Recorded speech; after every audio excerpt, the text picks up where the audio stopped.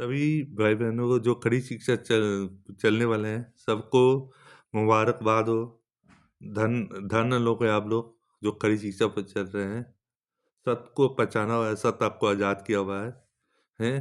तो जो है डैनी राज साहब, जेम्स साहब, जॉन पॉल और एक जो लड़का है जिसने अभी अन्य भाषा के बारे में बोला है, सबको मुबारक हो बेटा। बस खड़ी शिक्षा पर चलना, साकरे मार्ग पर चलना। कठिनाई बहुत आएगी, हो सकता है तुमको रोटी भी प्रॉब्लम में मिले। तुम्हारे जो रिश्तेदार हैं जो चौड़े मार्ग पे चल रहे हैं वह तुमको रोकने की कोशिश करे, पर तू खड़े शिक्षा पर चलना और तू इतना ब्लेसिंग पाएगा कि तू तू सबसे ऊपर रहेगा। पर अपनी पुस्तक को कभी मत पेश करना कि देखो मैंने 7 साल पढ़ा, 18 साल पढ़ा, इतनी मेहनत की, ये मत दिखाना। सिर्फ प्रचार करना, प्रभु यीशु मसीह की महिमा करना, प्रार्थना करके आराधना करना। प्रभु यीशु मसीह ने मुझे हिब्रू पढ़ना सिखाया, हिब्रू में डिकोडिंग करना सिखाया, हिब्रू के अंदर अर्थ बताए जो मैं 2-3 बार 4 बार देख चुका था। वो परमेश्वर ने 3.5 साल के बाद ऐसा लगा कि जैसे मेरे को समझ आया कि इसका मतलब होता है हिंदी में दुख। तो मैं हैरान हो गया कि उस समय तो मेरे को क्यों नहीं समझ आया। तो ये परमेश्वर की महिमा है। परमेश्वर जिसको चाहे ना उसको अनपढ़ को भी सियाना बनाता है, सियाने को भी अनपढ़ बनाता है। ये कुरान में ये है ना, ये जो आयत है ये 550 साल बाद हमारे ग्रंथ में भी लिखी गई है।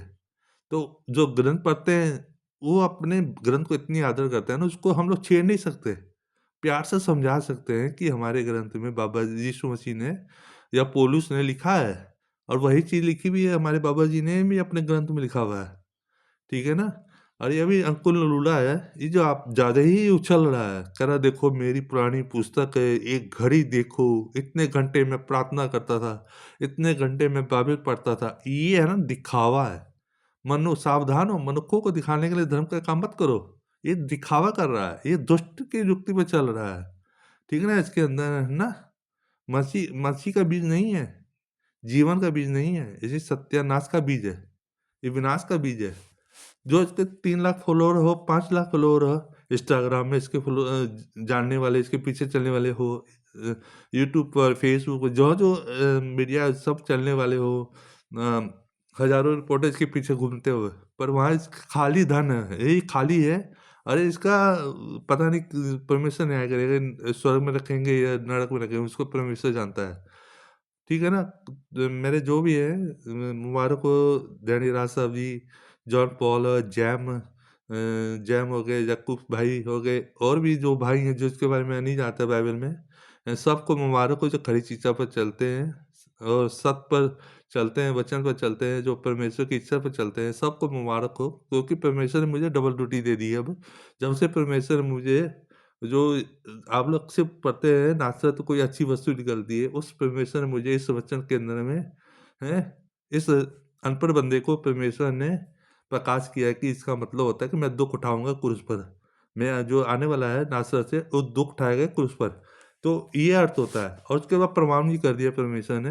अगर हम उसको दूसरे तरीके से देखें तब परमेश्वर ने बोला पहला देखता पुत्र है, दूसरे बार क्या है जो साढ़े वर्ड है, उसका मतलब झुका हुआ इंसान। तो यीशु मसीह कितने झुके हुए नर्म हैं। क्रूस पर चलने के पहले क्या लिखा हुआ, दीन बन गए, अपने आप को दीन कर लिया, और क्रूस की मृत्यु की मतलब दुख उठाया परमेश्वर ने।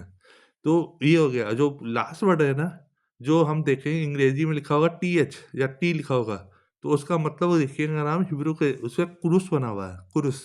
तो बहुत गहरा रहस्य है।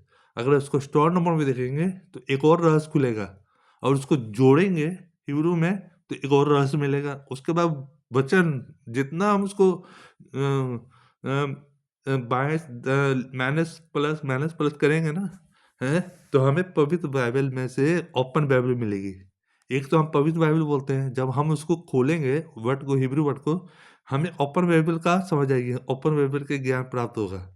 तो ठीक है ना? सभी भाई बहनों को जय मसीह की मुबारक हो। आप लोग धन्य लोग हैं जो खड़ी शिक्षा पर चल रहे हैं और साकरा मार्ग पर चल रहे हैं। सभी भाई बहनों को जय मसीह की।